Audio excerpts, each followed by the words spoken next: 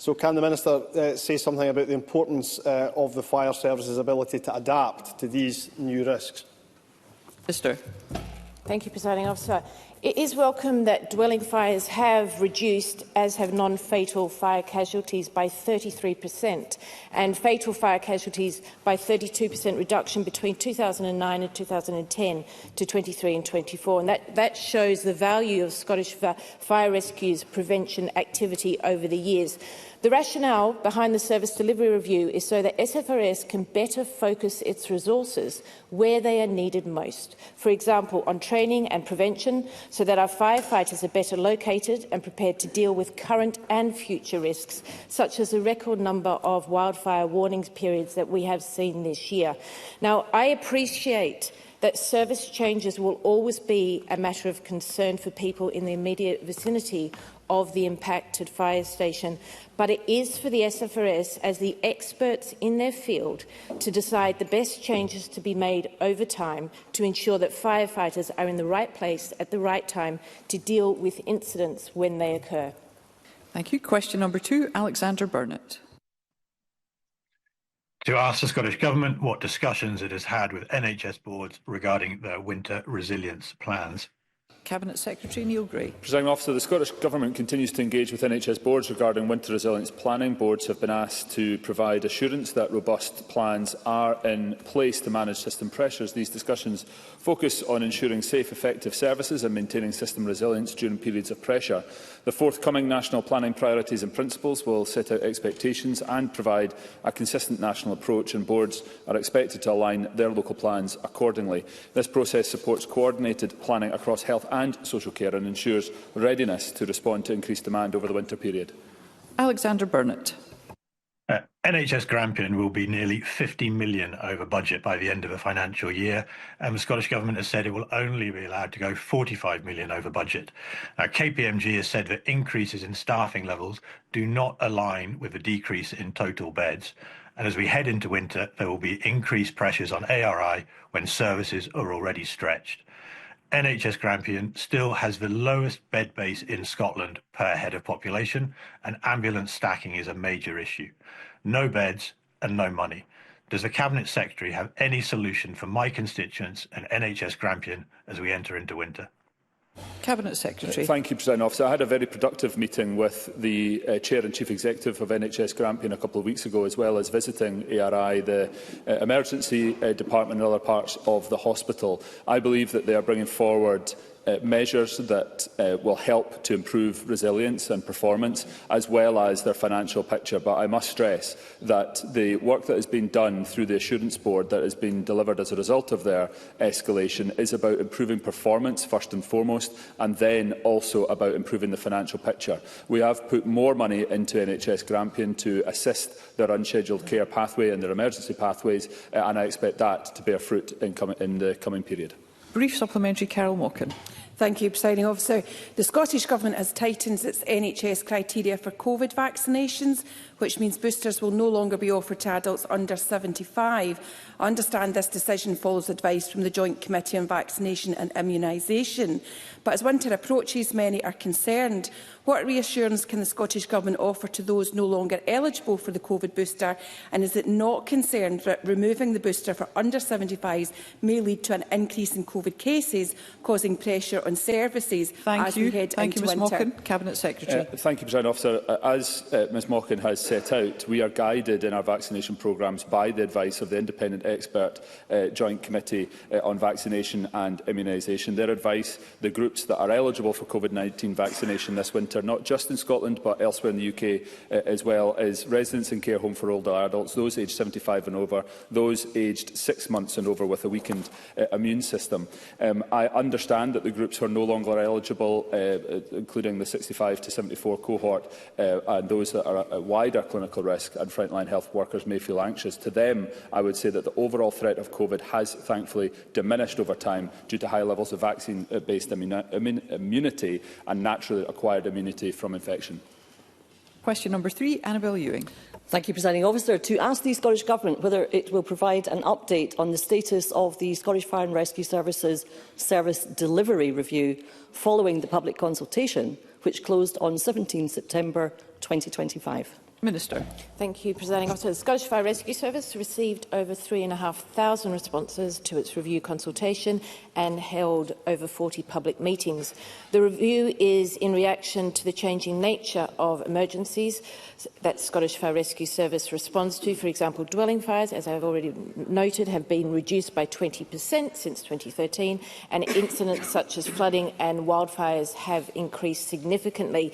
Therefore, it is right for Scottish Fire Rescue Service to carefully consider how to adapt to the changing risks to remain effective and efficient with firefighters in the right place and at the right time.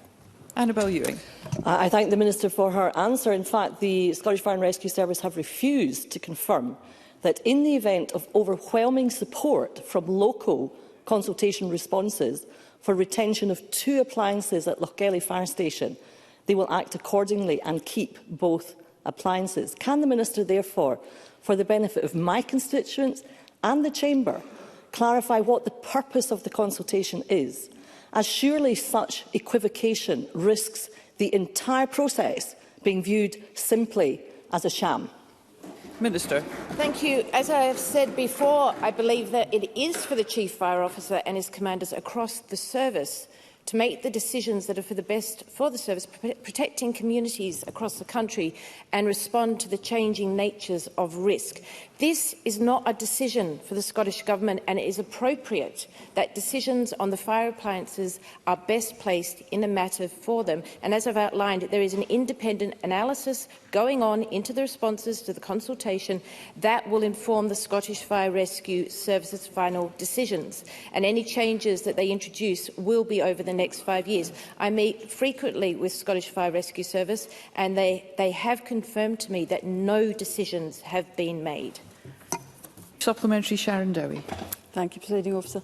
The Scottish Fire and Rescue Service's own consultation proposes closing 8 fire stations and changing several others from 24-hour whole-time cover to day shift only. The Minister says that will put officers at the right place at the right time. But given that the service's median emergency response time is the slowest in more than a decade, how does the Government expect these changes to improve response times or enhance public safety? Minister.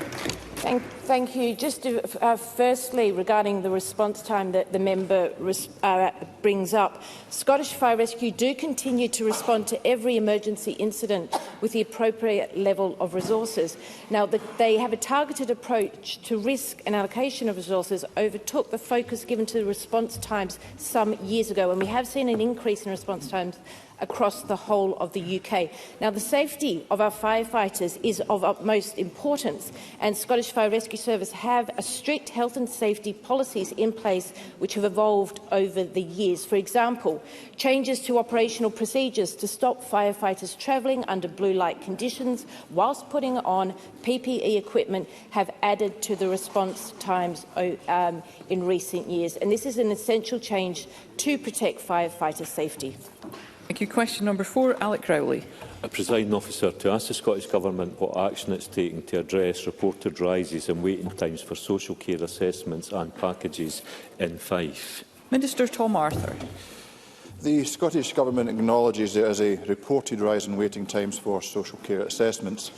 The Scottish Government has protected and prioritised additional investment into social care, despite an extremely challenging budget settlement. This includes almost £2.2 billion for social care and integration, exceeding our commitment to increase funding by almost £350 million. Under the Social Work Scotland Act 1968, local authorities and health and social care partnerships have a duty to assess the social care support needs of people, giving due consideration to those assessments to arrange suitable and timely services when required. Alec Rowley. Presiding Officer, in Fife there has been a steady increase in terms of assessments over the last year, a 60% increase in the numbers of people waiting. In terms of the number of people who have been assessed and then needing a care package, that has increased over the last year by 127%. Now, we talk about percentages, but these are real people. Does the Minister firstly accept that unless we tackle this, then we're not going to tackle the massive problems within our hospitals and acute care? And secondly, will the Minister agree to have a look specifically at Fife, given that these sustained increases are causing major problems for elderly and vulnerable across Fife? Minister. Well, look, can I thank Alex Rowley for the typically constructive spirit in which he raises the issue, and I can actually inform that I met with senior leadership at Fife Health and Social Care Partnership yesterday, and I will be following that up. And I would want to recognise some of the excellent and innovative work that is taking place in Fife. And given the assurance that the Government absolutely recognises the importance of timely assessment and delivery of social care packages, including how that relates to the wider pressures that we face across health and social care. There is a significant amount of work that has been undertaken collaboratively. That is led by the Cabinet Secretary for Health, and we continue to engage closely. I will be following up an engagement with Fife, and I'd be more than happy to keep the member informed of any developments. Question number 5, Neil Bibby. To ask the Scottish Government when it last met NHS Greater Glasgow and Clyde and what issues were discussed. Cabinet Secretary Neil Gray. Presiding Officer, both Ministers and Scottish Government officials regularly meet with representatives of all NHS boards, including NHS Greater Glasgow and Clyde, to discuss matters of importance to local people. My most recent engagement with the Chief Executive of NHS Greater Glasgow and Clyde was on Tuesday at Bute House, where we discussed, amongst other things, the fact that Scotland has falling waiting times, reduced waiting lists and higher planned care activity. Neil Bibby. I thank the Cabinet Secretary for that response. The Scottish Government is well aware of the concerns that Unison reps and I have about the impact of the looming closure of Ward 36 at the RH for vulnerable older adults. With winter coming up, now is clearly not the time to be cutting beds. In fact, I am told that Scottish Government money for winter pressures has actually been used to accommodate vulnerable adults in other parts of the hospital, where Ward 36 admissions are limited. This is exactly what staff at the RH warned would happen, and it is coming to pass despite a petition with over 7,000 signatures. First, this SNP government came for the children's ward at the RH and closed that. Are they now going to let this ward close for our older folk too and ignore the views of hard-working NHS staff and patients yet again? Cabinet Secretary. Thank you, Presiding Officer. I remain of the view that such changes should be carefully considered and decided locally, consistent with national policy, and whilst being meaningfully informed by the views of local stakeholders, including staff and patients. As I said when I previously met and have corresponded with Mr Bibby and Unison on this matter, NHS Greater Glasgow and Clyde has been clear that these changes are about providing appropriate, high-quality, safe and sustainable services for older adults in Renfrewshire. Ward 36 has for some time been used for patients awaiting home care or care home placement who are otherwise medically fit for discharge. In line with national policy on shifting the balance of care and minimising delayed discharge, the Health Board has been directing these resources to support local hospital-at-home services. Question number 6, Michelle Thompson. To ask the Scottish Government, in light of reported concerns raised by the Scottish Music Industry Association about delays to and sufficiency of funding awards, how it will ensure that the additional £20 million allocated to Creative Scotland for its multi-year funding programme in 25-26 effectively supports a growing number of music-specific organisations. Cabinet Secretary Angus Robertson. Thank you very much, Presiding Officer. The Scottish Government has increased Creative Scotland's multi-year funding by £20 million this year, providing a major boost to Scotland's culture sector, and this investment provides stability for organisations to plan and to deliver high-quality programmes in theatre, in visual arts, in literature and music. 46 music organisations now receive multi-year support, which is more than double the previous number, with potentially 3 more in development for 26-27. Many multidisciplinary groups also include music, further strengthening the impact. Michelle Thompson. I thank the Cabinet Secretary for that response, but I know in the recent independent review of Creative Scotland, UK Music highlighted Scotland's music sector generates over £857 million and sustains over 7,000 jobs. Yet they stress that funding volatility threatens grassroots talent, touring and economic sustainability. Now, I appreciate and understand budgetary pressures, but how will the Cabinet Secretary ensure that Creative Scotland delivers strategic, predictable and resilient investment, particularly for emerging artists, self-releasing labels and rural organisations through 25-26 and beyond? Cabinet Secretary. Well, I think the good news for Michelle Thompson and indeed the sector is because of the introduction of multi-annual year funding, that sees an end of the volatility that many organisations previously had to put up with. No other part of the United Kingdom has multi-annual year funding in the way that this government has introduced for the Scottish culture sector, which has such an important impact in the music sector itself. If there are any specific examples that she has of funding volatility at the present time, I'd be grateful if she would let me know. The new system has been introduced, so that is not the case. Question number 7, George Adam. Thank you, Presiding Officer. To ask the Scottish Government how it is supporting local cultural activities and festivals to encourage economic development and tourism. Cabinet Secretary. The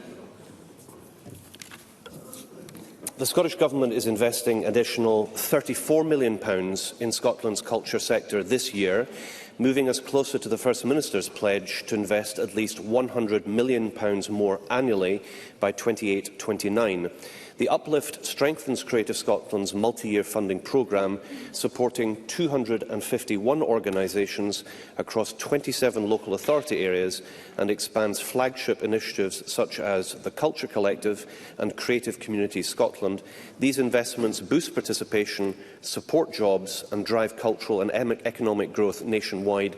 And Visit Scotland's latest survey shows history and culture are one of the biggest attractions for visitors, helping secure Scotland's place as a world-class cultural destination. George Adam. I thank the Cabinet Secretary for his answer. The Cabinet Secretary will be aware that over the past weekend, Paisley had its annual Halloween Festival, which is the largest of its kind in Scotland, ensuring that thousands of buddies were in the Paisley Town Centre on Friday and Saturday night. During the same weekend, Paisley also received the award of Scotland's Town of the Year. Is Paisley leading the way as a perfect example of cultural investment as an important part of town centre regeneration? Cabinet Secretary. Well, I'm very grateful for Mr Adam highlighting the range of interventions and events that are taking place in Paisley. And I think he underlines the fact that this government is committed to supporting cultural and arts events right across Scotland. Paisley is a really important part of Scotland's cultural landscape, and I'm very grateful for him highlighting the many great events that take place there. Presiding Officer, Claire Ingalls was a loving and happy young mum. The serial criminal who killed her had 40 convictions and was a known danger to women and children. Yet, he was repeatedly bailed to the home that Claire shared with her young son. Claire's parents, Fiona and Ian, have spent 4 years fighting and indeed pleading for information. And they're here today. It's their third time coming to the public gallery during FMQs.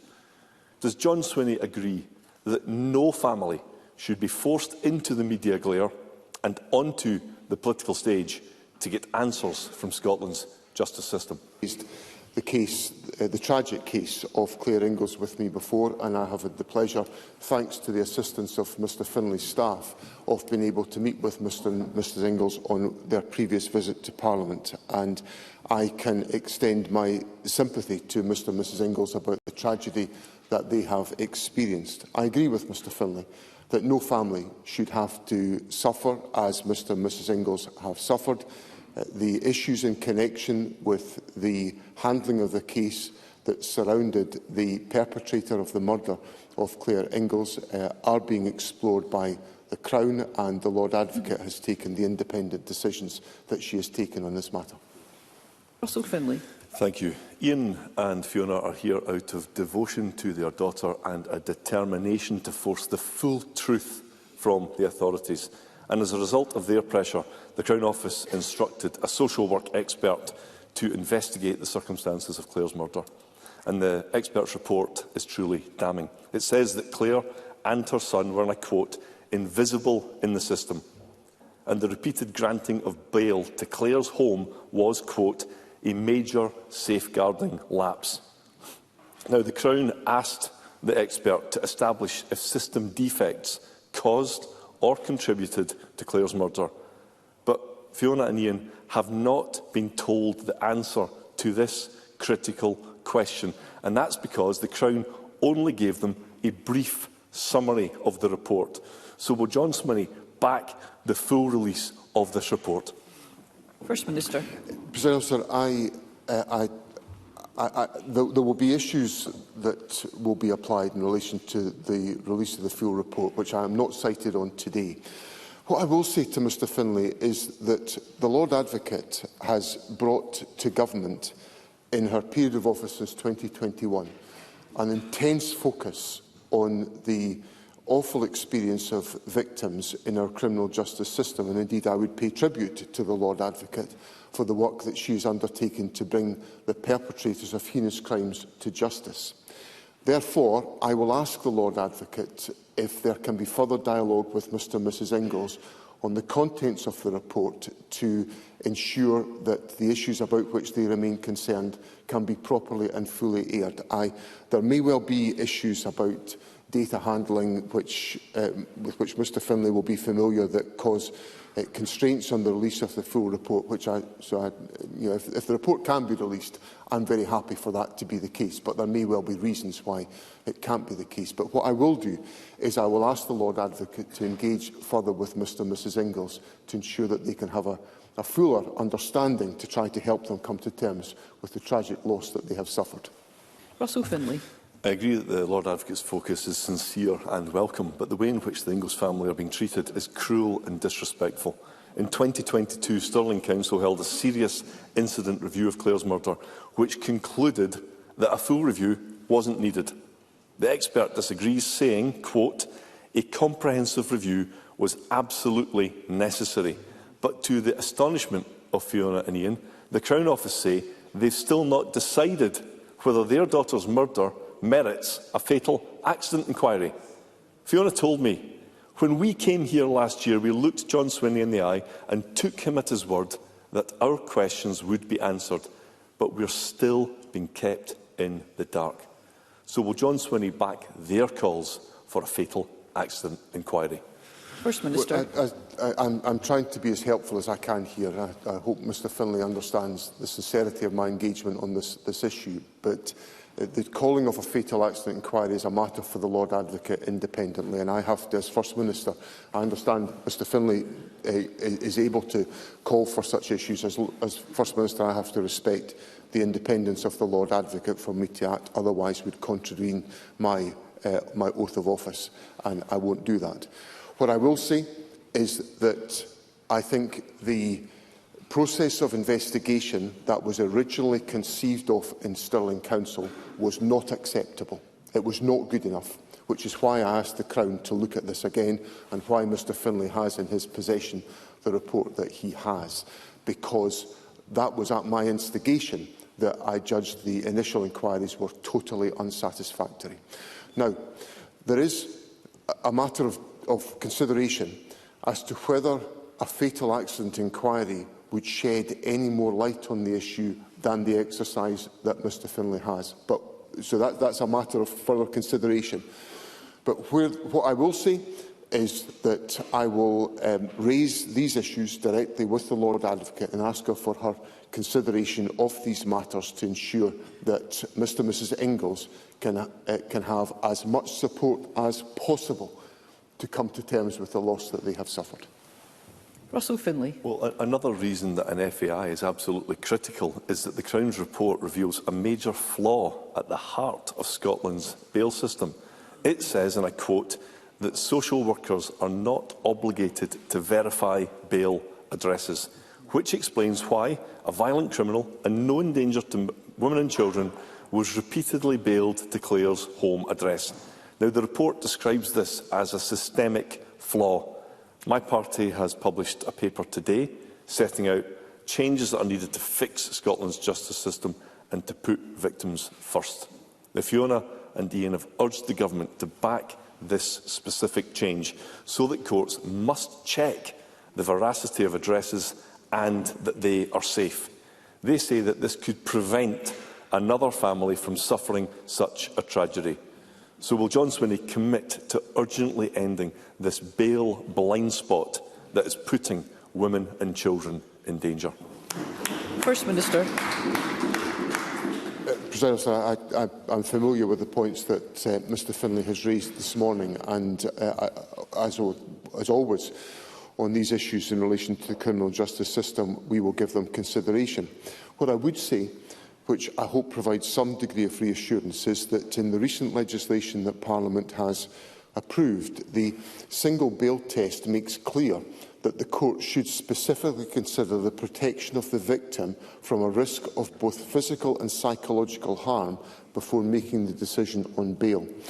Now, in my view, that would provide the type of protection that Mr Finlay is looking for, and it is already in statute. I appreciate that is of absolutely no comfort to Mr and Mrs Ingalls in the loss that they have suffered, but what I do hope it reassures members of the public about is that the government is taking action to ensure that the type of experience that Mr and Mrs Ingalls have faced we will be mitigating about that in the future because of the steps that we've taken to change the law. But I will, of course, give consideration to the points that Mr Finlay has raised this morning. And, of course, as always, I'll be happy to see Mr and Mrs Ingalls if that would be of any assistance to them. Question number 2, Anna Sarwar. Thank you, Presiding Officer. John Swinney and the SNP are failing to keep Scots safe. On John Swinney's watch, our justice system is in crisis, as Scots are paying the price of SNP incompetence. This week, Scottish Labour revealed that there are 10,000 outstanding warrants for arrest in Scotland. This includes 7 warrants for murder, 5 for attempted murder, 40 for rape, 1,253 for assault, 72 for domestic violence and 605 for drug charges. Potential murderers, rapists and drug dealers on our streets. With 10,000 outstanding warrants in Scotland and prison numbers outstripping capacity by several hundreds, can I ask John Swinney, apart from letting criminals out early or not arresting them at all, what will he do to tackle this crisis? First Minister. The first thing I'd say to put some context around about what Mr Sarwar is raising is that Scotland is a safer place since this government took office. Recorded crime remains below the position immediately prior to the pandemic in 2019-2020 and is down 39% since 2006-07 when this government came to office. Now, I acknowledge that at any moment in time there will be outstanding arrest warrants, and that is the execution of warrants is an operational matter for Police Scotland, and they remain focused on the investigation of crime and of keeping communities safe. Police numbers are well supported in the country. The latest official statistics show there were 16,427 police officers as at the 30th of June 2025, and there remains a healthy recruitment pipeline for police officers in Scotland today. The Government is, of course, taking action to address the size of the prison population, but there are significant constraints in relation to the proposals the Government puts forward as to which prisoners can be considered eligible for early release, and those standards will be rigorously applied in all that the Government takes forward. Anna Sarwar. That is a woeful answer to the fact that there are 10,000 outstanding arrest warrants in Scotland. John Swinney is unable to admit his government's failure. But if he won't listen to me, maybe he will listen to people working on the front line. Just yesterday, the Prison Officers Association published a report saying that our prisons are at crisis point, with serious overcrowding and understaffing, increased levels of violence, widespread drug misuse and self-harm, and plummeting staff morale. But, Presiding Officer, unbelievably, his Justice Secretary yesterday said that the SNP will not build any more prisons, as in her words, if we build them, they will come. If we build them, they will come. So Angela Constance thinks having more prison places encourages crime, but letting criminals out early discourages crime. That might be one of the most incoherent and stupidest things I've ever heard in my life. What are they going to claim next?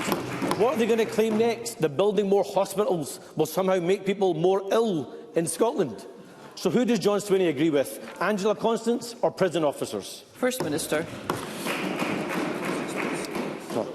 One of the many flaws in Mr Sarwar's argument that he's just put to me is that in relation to the proposals that the Government is currently implementing to build His Majesty's Prison Glasgow will be to a design capacity of 1,344 prisoners, which will add 357 places to the overall prison estate.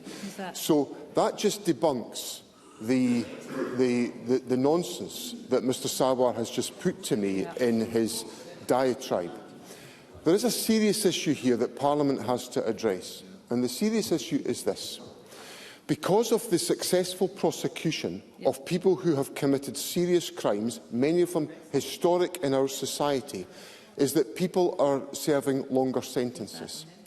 So therefore, there are more long-term prisoners in our prison estate. Of the 8,000 or so prisoners who are currently in our prison estate, 2,000 of them are there on remand. So a proportion of those prisoners will not end up in the system on a long-term basis.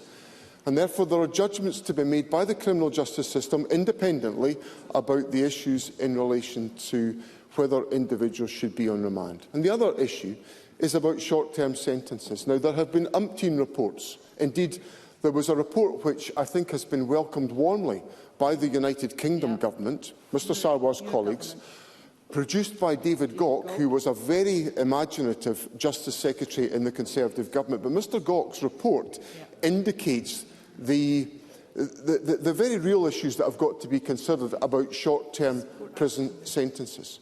So there is a real debate that's got to be had here in Parliament, which my Justice Secretary is openly undertaking with Parliament, with numerous statements to Parliament and a comprehensive committee appearance yesterday, about the appropriateness of prison in all circumstances for all prisoners. Now, I don't want my comments to be misunderstood.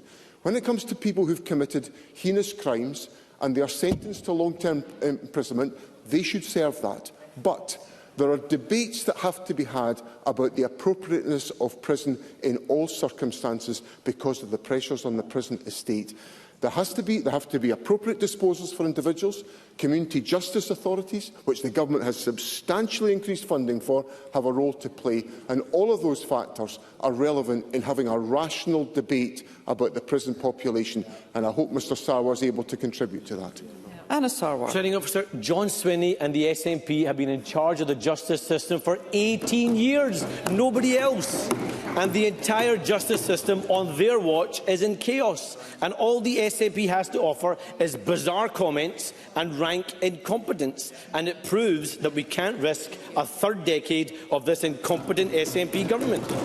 We face rising levels of violent crime, effective legalisation. Let's hear Mr Sarwar. Thank you. Let's hear Mr Sarwar. They don't want to hear it, Presiding Officer, because it's their record. We face rising levels of violent crime, effective legalisation of shoplifting and 10,000 outstanding arrest warrants. But what does the SNP do in response? It bills the taxpayer £1 billion for a prison that was supposed to cost £100 million. It allows hundreds of drug dealers to walk free. It cuts police numbers. It closes police stations across Scotland. It lets criminals out early, and it pushes our prisons to breaking point. So when will John Swinney finally admit that his record and the SNP record on justice is nothing short of criminal? First Minister. My government, so Mr Sarwar said that everything to date is the responsibility of my government, so I accept that responsibility. I'm a First Minister that stands here every week and takes responsibility. I don't dodge it for a moment. Well, let's hear. We've listened to Mr Sarwar's explanation. On this government's watch, the latest figures for 23-24 show recorded crime is at one of the lowest levels seen since 1974 and down 39% since 2006-07. Police numbers higher than when this government came to office. Recorded crime at the lowest levels.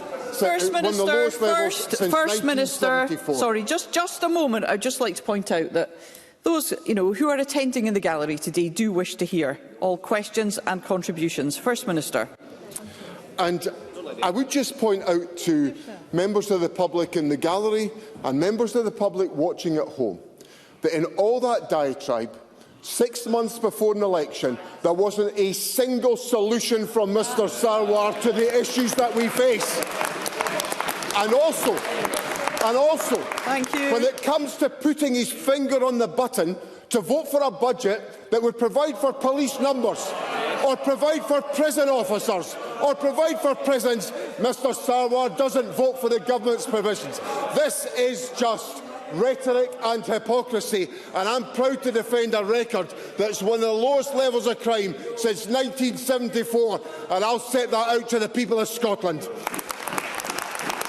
Thank you. Question number 3, Ross Greer. Thank you.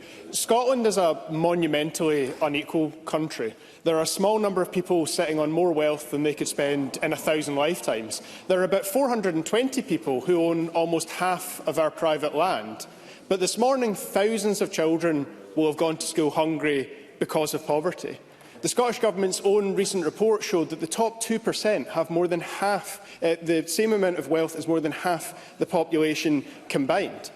This month, SNP members instructed their leadership to begin discussions with the UK Government about wealth taxes.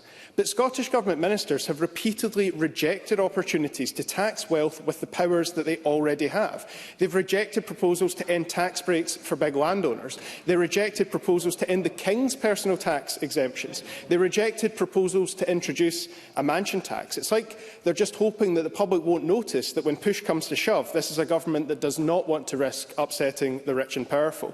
So can the First Minister name one proposal that he will bring forward before the election to tax wealth in Scotland? First Minister.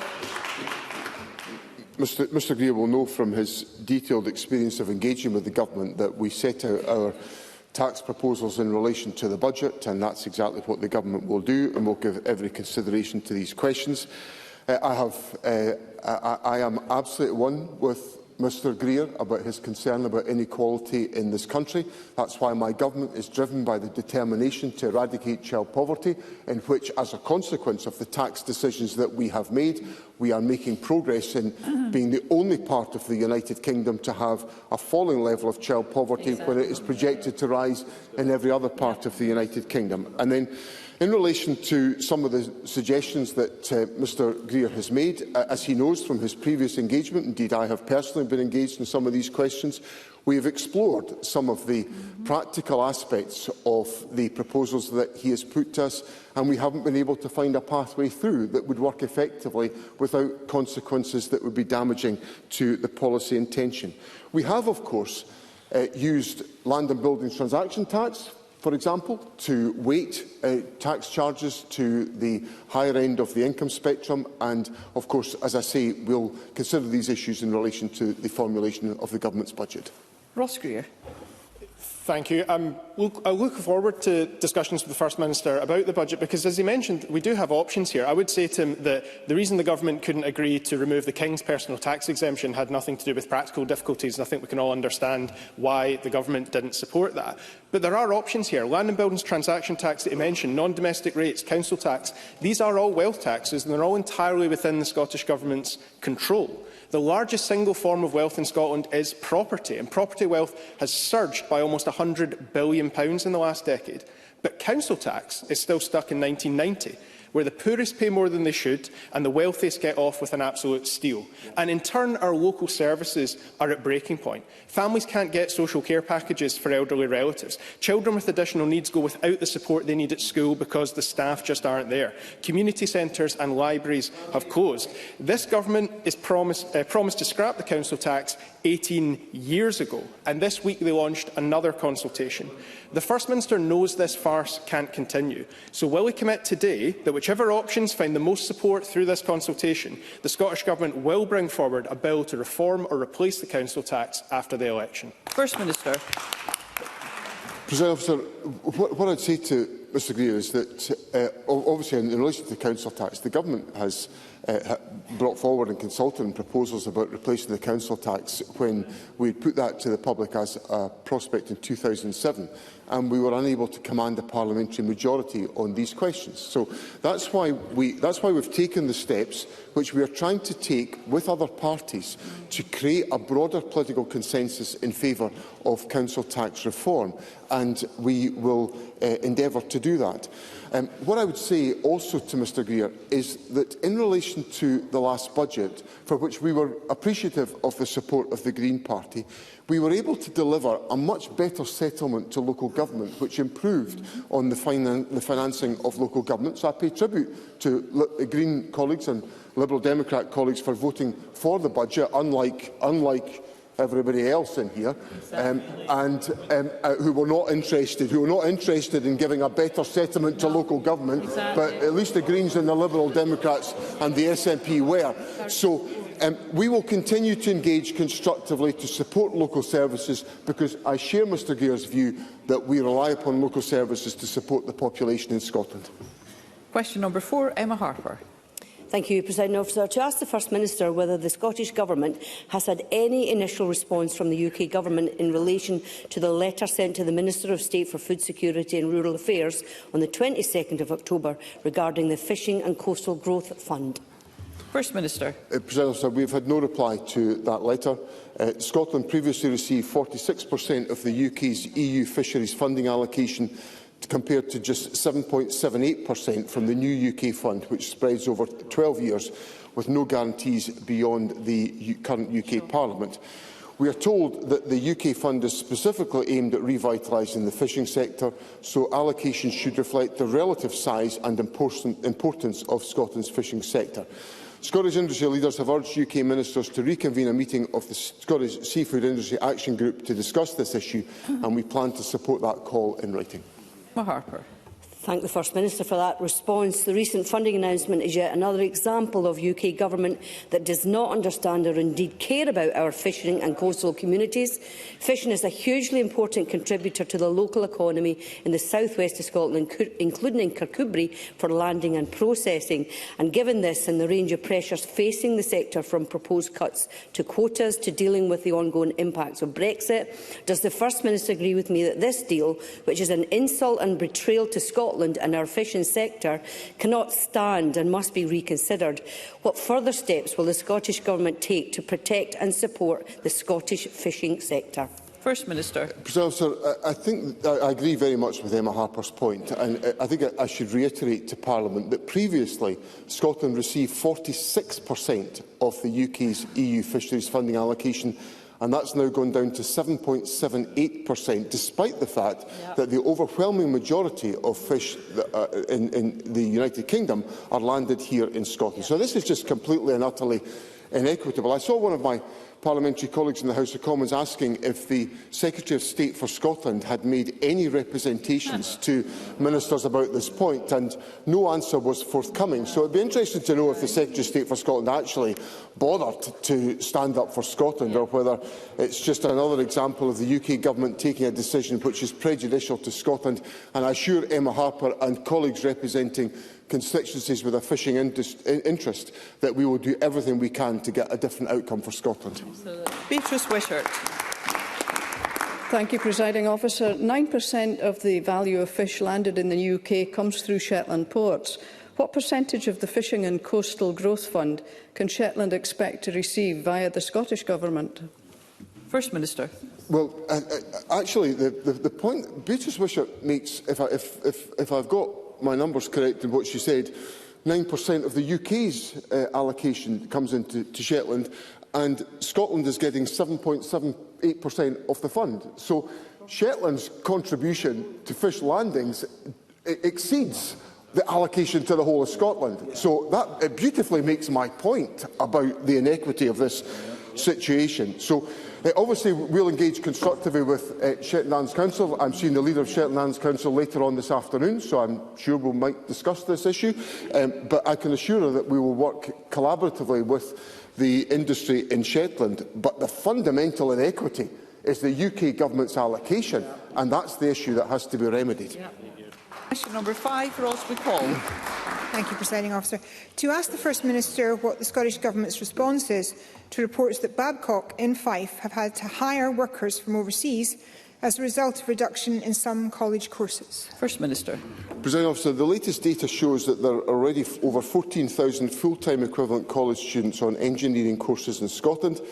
We are working to support colleges to meet Scotland's future skill requirements and are investing £750 million in colleges in the current year. Ross McCall. First Minister, employers in Fife, such as Babcock, are crying out for investment in local skills to drive local growth and opportunity, but have seen college budgets cut by a staggering 20% over the past 5 years and apprenticeships sharply declining by as much as a third in the last decade. The truth is, this SNP government has categorically failed to maintain investment in the skills local employers need to fuel economic growth. A local college source all but confirmed that the capacity to provide many more courses exists, but simply cannot afford to offer them to students given the financial situation placed upon them by this government. And this year's funding allocation included a £1.3 million cut on top of 19.4% reduction over the last 3 years, with the principal of the college stating that the scale of the challenge is now precipitous. Does the First Minister accept that these reductions in skills investment are making it harder for young people in Scotland to access training and employment, and for our businesses to recruit the local workers that they need? First Minister. Presiding Officer, there's a number of issues in that question. Let me confirm to Parliament that in 2024-25, over 25,000 people started a modern apprenticeship in Scotland, with 39,000 individuals in training at the end of Q4 24-25. In relation to college funding, the Scottish Funding Council allocations provide a 2.6% sector increase in teaching funding for 2025-26 compared to last year, and no college saw a reduction in teaching funding in 2025-26 compared to the previous year. In addition to that, the Government is, of course, supporting in the funding of the new Fife College in Dunfermline, which will be available to local people. And lastly, let me just make this point to Ros McCall, because I can hear I'm being heckled by Ros McCall and others. It is laughable for the Conservatives to come here and ask for more money for something if they won't vote for the government's budget. It's hypocrisy in action. We get it every year from the Conservatives, and I'm going to call it out every time the Conservatives ask for more money in this Parliament. Thank you.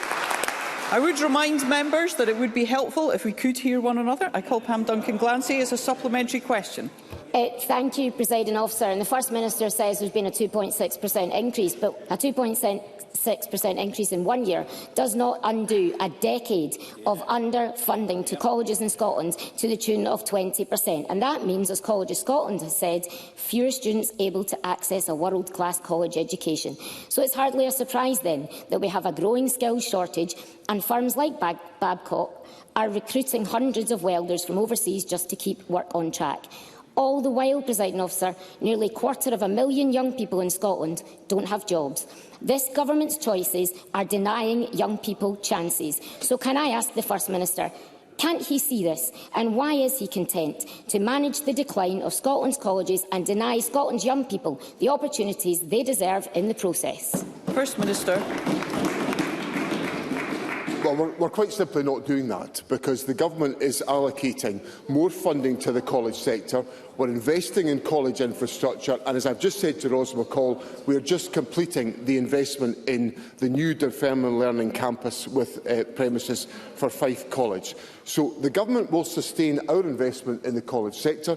We understand its importance. We see the significance of college funding to support the delivery of skills within Scotland, and that's at the heart of the Government's budget, which again I would point out Pam Duncan-Glancy never voted for either. Question number 6, Pauline McNeill.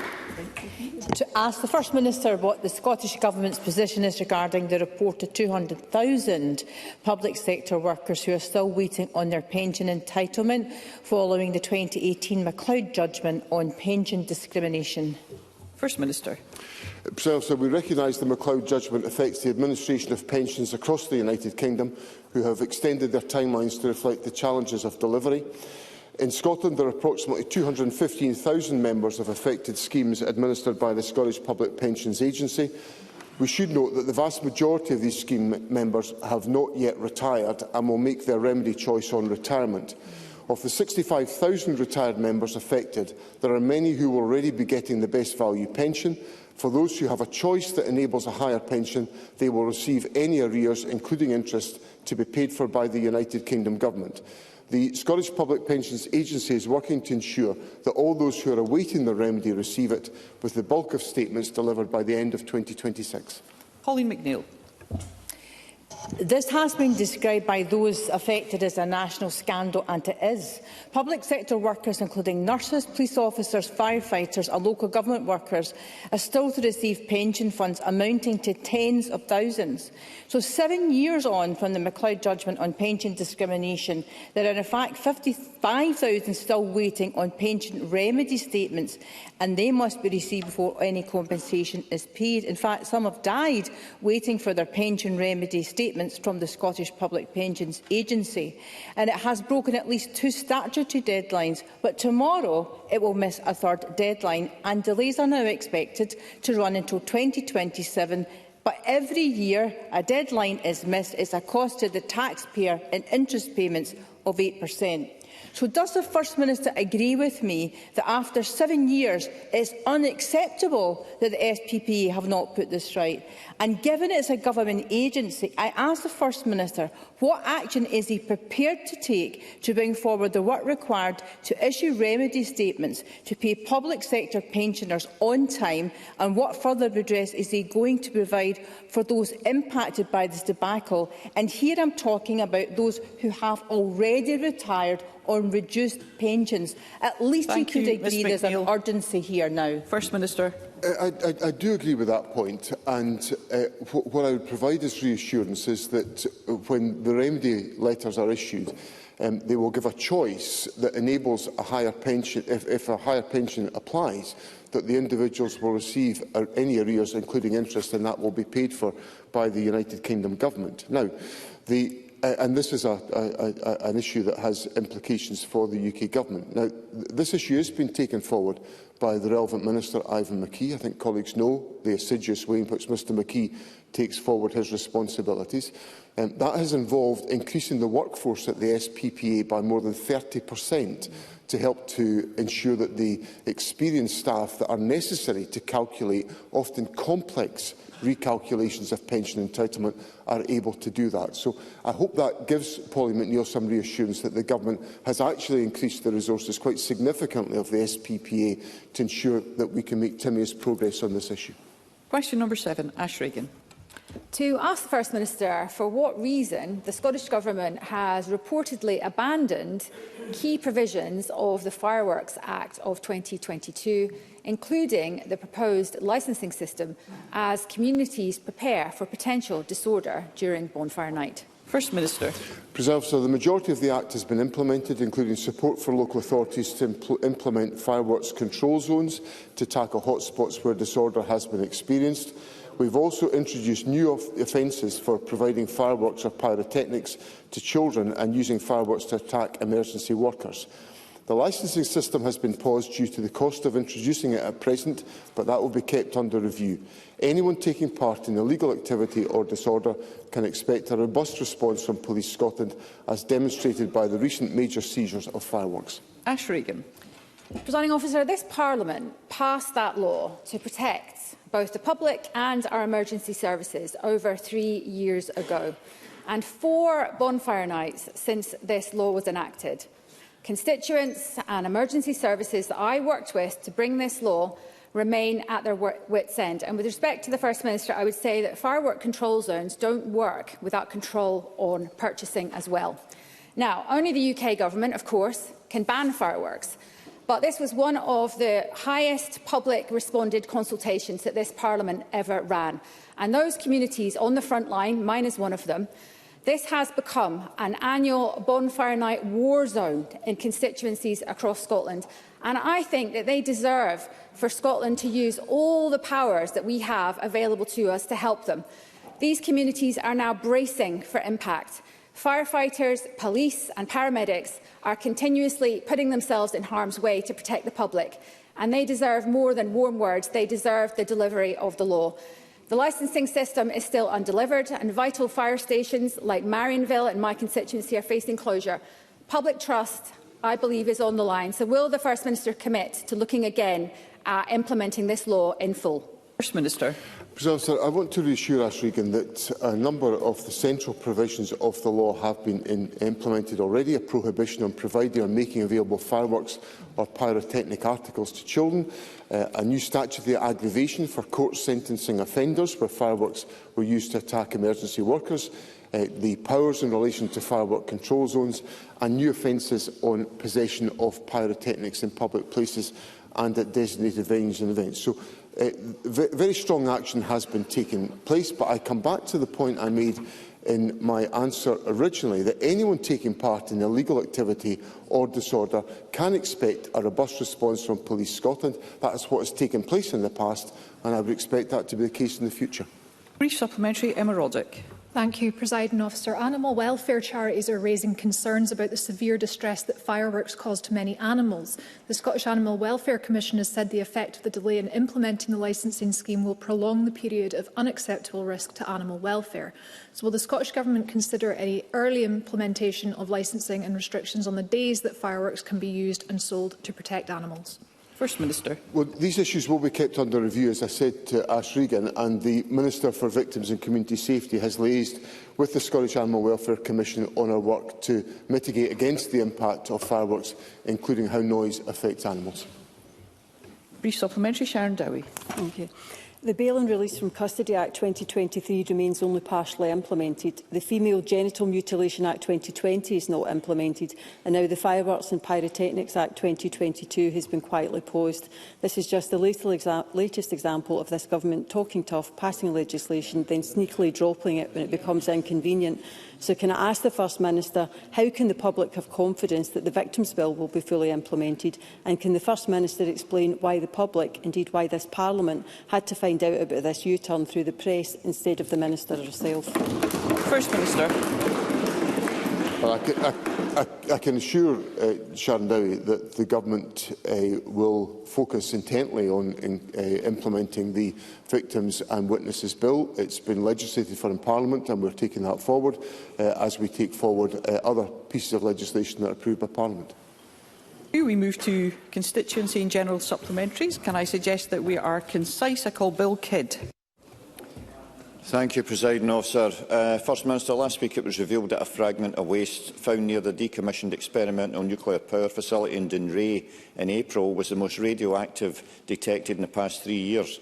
Despite these clear environmental warnings, UK Labour ministers are threatening to impose expensive, unsafe and unnecessary new nuclear sites in Scotland. Does the First Minister agree with me that Labour should see sense and abandon their nuclear obsession? First Minister. President, the Scottish Government has been consistent in its opposition to the development of nuclear energy within Scotland. We think Scotland has a golden opportunity to develop renewables, and we should concentrate on doing so. Absolutely. Tess White. Officer, Police Scotland have ordered a director of 4 Women Scotland to attend a police station to face vandalism charges over a complaint about a broken umbrella. If she doesn't attend, she could be banned from Holyrood, a parliament that's supposed to represent her too. And the optics, First Minister, of this for the Scottish Government are terrible. To many people, this looks like a threat to free speech and an attempt to silence criticism, silence women and intimidate this particular organisation. Who is protecting who here, First Minister? Does the First Minister agree the police should be focused on much more serious incidents than a broken umbrella? And does he think Susan Smith should receive an immediate apology? First Minister. President, so let me reassure Tess White that I believe in free speech and I think it should be protected at all times in our society. And secondly, I understand from media reports that, and also from the contents of Tess White's question, that this is an issue which actively involves Police Scotland, and it would be inappropriate of me to comment on a case that is under active engagement with Police Scotland. If I was to do that, Hear the First Minister. If I was to do that on a habitual basis, I think there'd be lots of members of Parliament complaining about me doing so. Paul Swinney.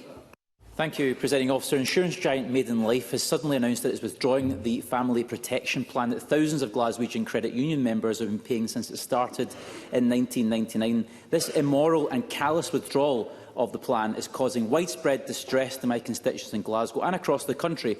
So will the First Minister share my condemnation of Maiden Life's decision and make a direct representation to the Financial Conduct Authority, along with the Credit Union Working Group, to demand immediate redress for the thousands of elderly Scots who will now be left unable to cover the cost of their funeral plans? First Minister. I'm very sympathetic to the point that Mr Swinney puts to me, and I will ask the Finance Secretary to engage directly with him. Credit unions provide an essential foundation in our society for people, particularly for people who are on low incomes and with and low savings levels. So it's important that financial security is available to them. But I'll ask the Finance Secretary to engage with Mr Swinney and make the representations that he asked for. Claire Haughey. Thank you, Presiding Officer, and I remind Chamber that I am employed as a bank nurse by NHS Greater Glasgow and Clyde. This week, this SNP government announced the largest investment in GP services in Scotland ever, with more than £500 million over the next 3 years to support recruitment. And latest NHS waiting list figures are showing long waits down for the 4th month in a row, whilst NHS activity is rising.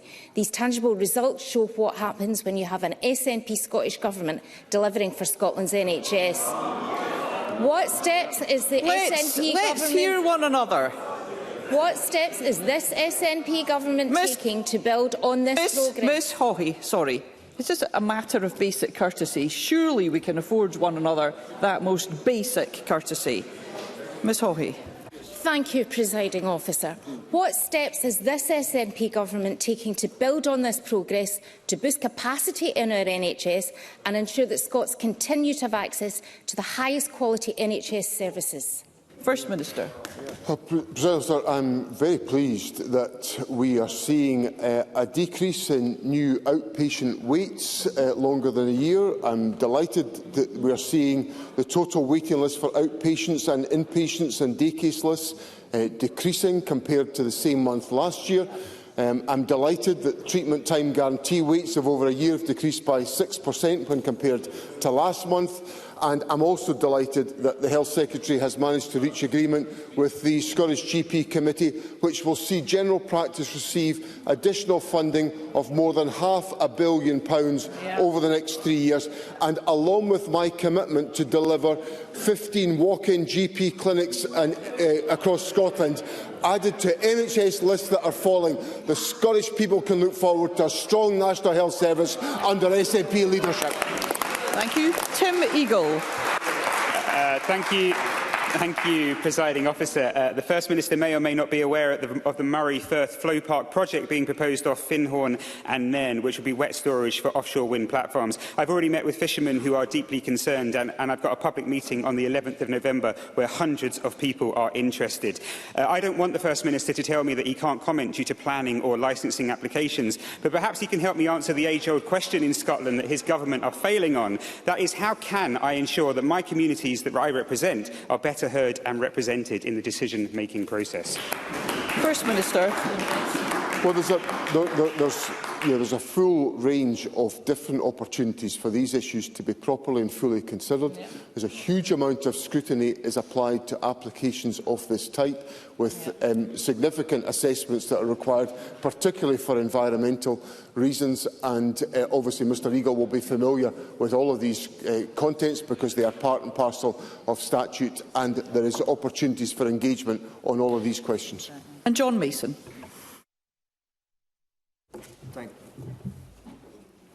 Thank you very much, Presiding Officer. Can the First Minister give us an update on the Sheku Bio inquiry, and can he assure us that we will not be spending another £50 million on it and it will be concluded timorously? First Minister. Presiding Officer, I very much regret the fact that Lord Bracadale felt it necessary to resign from chairing the Sheku Bio inquiry. I want to place on record my admiration and appreciation, and that of the Government, for the service that Lord Bracadale has given to this inquiry, which I think has been exemplary, but I respect and understand his decision to step down. The Deputy First Minister has thanked Lord Bracadale for his work and is now engaging about how to take forward the inquiry.